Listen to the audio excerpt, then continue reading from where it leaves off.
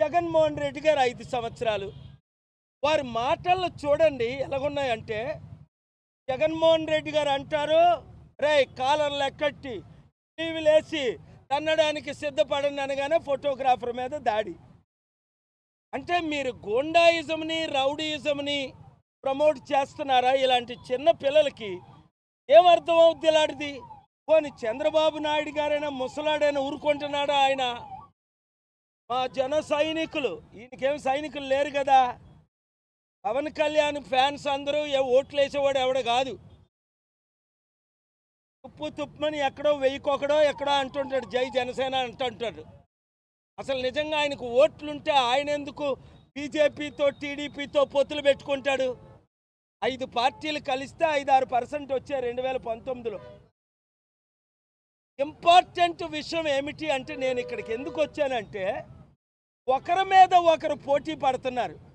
చూడండి, ఈ విగ్రహం, ఈ మాన్యుమెంట్ ఖర్చు దాదాపు 500 కోట్లు. టీచర్లు, అంగన్వాడీలు ప్రాబ్లమ్స్ అన్నీ సాల్వ్ అయిపోను. అంబేద్కర్కి విగ్రహం అవసరమా? కేసీఆర్ ఇదే మనుగడతో ఎత్తుగడతో 120 కోట్లు ఖర్చు పెట్టి విగ్రహం కట్టాడు. ఏది? దళితులు ఓట్ల కొరకు. దళితులు మోసగాల, బీసీలు మోసపోరు. చిత్తుగా 24 కోట్లున్న కేసీఆర్ని చిత్తుగా తెలంగాణలో ఓడించారు. నేను పిలుపునిచ్చిన మేరకు. బడుగు బలహీన వర్గ ప్రజలారా, మీకు 2 పిలుపులు. అంబేద్కర్ ఆశయాలు నెరవేర్చాలి అంటే, బడుగు బలహీన వర్గాలకి అధికారం రావాలి అంటే, బీసీ, ఎస్సీ, ఎస్టీ, క్రిస్టియన్, ముస్లిం, మైనారిటీ, బీసీలు ముఖ్యమంత్రి, కాపు ముఖ్యమంత్రి కావాలి అంటే, ఇప్పుడున్న మోదీ తొత్తులైన 2 పార్టీలు, టీడీపీ జనసేన 1, బీజేపీ వైసీపీ 2, ఈ 2 పార్టీల్ని విడిచిపెట్టి రండి. మీరు వైసీపీలో లేదా బీజేపీ, టీడీపీ, జనసేన, మోదీ తొత్తులతో మీరు ఉన్నారంటే మీరు చరిత్రహీనులు, మూర్ఖులు, బుర్రలేనోళ్ళు, తెలివితేటలు లేనోళ్ళు. ఎందుకు? 3% ఉన్న చంద్రబాబు కులమేనా మనం లేలాలి? 40 సంవత్సరాలు. 5% ఉన్న రెడ్డిలేనా ఏలాలి 77 సంవత్సరాలు? అంబేద్కర్ గారి ఆశయాలు ఏంటి? ఎడంకాలతో ఆయన మంత్రి పదవిని ఎందుకు? అరే బాబు, నాకు దండాలు వద్దురా, విగ్రహాలు వద్దురా, రాజ్యాధికారం కావాలరా అని ఆయన నెత్తి నోరు కొట్టుకొని ఆత్మ ఘోషిస్తుంటే,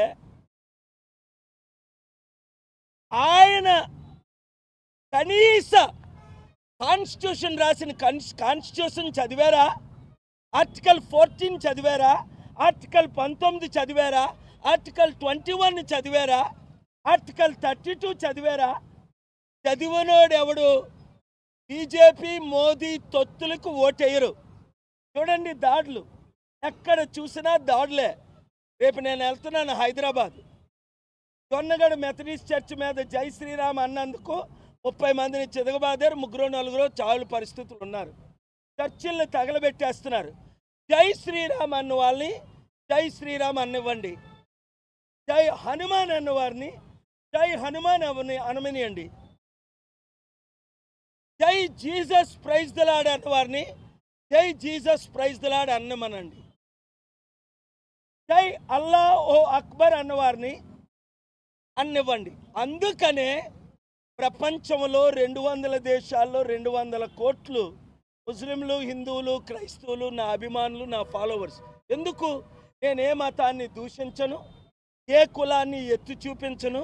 అంబేద్కర్ ఆశయాలకు విరుద్ధంగా ఇప్పుడున్న 2 పార్టీలు మోదీకి తొత్తులు అయ్యారు కనుక మీరు నిజంగా 10 లక్షల కోట్లు అప్పు తీరాలి అంటే వడ్డీ కట్టలేని పరిస్థితి. ఇప్పుడు జగన్మోహన్ రెడ్డి గారు మళ్ళీ వస్తారు. ఆయనకి అసలు బుర్రే పనిచేయట్లేదు. బుర్ర పనిచేస్తే రేవంత్ రెడ్డి గారి లాగా, స్టాలిన్ లాగా, కాన్రాడ్ సంగమ మేఘాలయ ముఖ్యమంత్రి లాగా, కేజ్రీవాల్ ఢిల్లీ లాగా 16 ముఖ్యమంత్రులు ఈ మధ్య నన్ను కలిశారు. 4 సార్లు 5 సార్లు రేవంత్ రెడ్డి గారు కలిశారు ఈ నెల 2 నెలల్లో. ఈయన 5 సంవత్సరాల్లో అభివృద్ధి చేద్దాం వద్దు, మేము సిద్ధం ఓడిపోవడానికి కానీ అభివృద్ధికి మాత్రం సిద్ధం కాదు. అరే బాబోయ్, నేను నెత్తి నోరు కట్టుకున్నా, చేతులు జోడించి అడిగా, ఇప్పుడైనా జగన్మోహన్ రెడ్డి గారు మీకు చిత్తశుద్ధి ఉంటే గ్రహాలకు అడ్డం కాదు మా డబ్బులు ఖర్చు పెట్టి, మీకున్న లక్షల కోట్లతో మీరు ఏమైనా కట్టుకోండి. మా అంబేద్కర్కి, మా అని ఎందుకన్నా, మీ కాదు ఆయన అంబేద్కర్, ఒక బీసీ కాపుగా దళితుల అమ్మాయిని పెళ్లి చేసుకొని ఒక దళిత నాయకుడిగా మాట్లాడుతున్నాను. మా అంబేద్కర్కి విగ్రహాలు వద్దు, ఉలమాలు వద్దు, మోసపోమంటే మేము మోసపోం. చంద్రబాబు నాయుడు అట మోదీ కంటే పెద్ద విగ్రహం 5,000 కోట్లతో కడతాడట అప్పు చేసి. మాకెందుకు ఈ అప్పులు? ఒక్కొక్క కుటుంబానికి 5 కోట్ల రూపాయల అప్పు ఉంది. అర్థమైందా మీకు? గమనించండి.